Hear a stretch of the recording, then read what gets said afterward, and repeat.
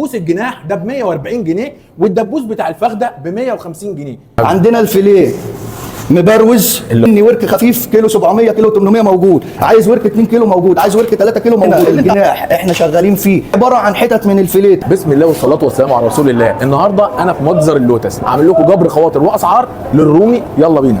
جايين للحاج احمد مدير المتجر جاي يفرجنا على ما لذ وطاب من الرومي، والكلام ده كله الحاج احمد هيقوله لنا. يا حاج عامل ايه؟ كل سنه وانت طيب. نورت يا استاذ حميد المكان. يخليك. عندنا مزارعنا مرحله الذبيح طبعا تحت اشراف طب بيطري. انا الرومي السليم النهارده نخش فيه مجزئات الرومي عموما، حاجه زي الجناح.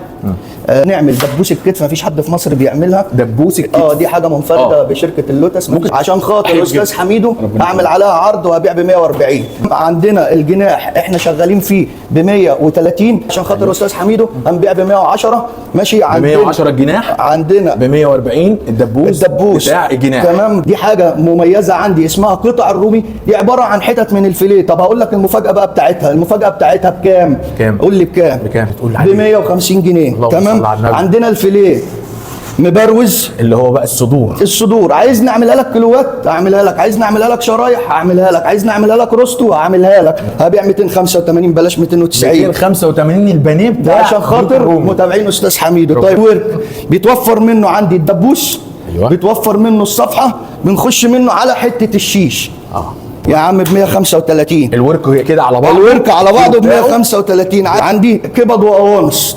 تمام. طب هقول لك هنقول هنبيع الكبد والقوانص بكام؟ يبقى كله ب 135 كبد وقوانص. الكبده احسبها لك يا عم صح، هبيعها لك زي الورك ب 135.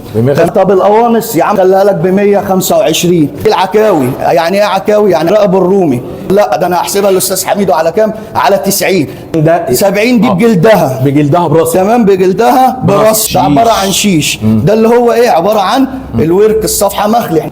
هنبيع الشيش بكام؟ لا خليك حنان بقى معانا عشان ده يعني زيه زي البانيه كده. خليك حنان معانا شويه. بدل 270 هنخليه 250. اجيب لك الرومي بكام النهارده؟ بكام يا حاج؟ ب 170.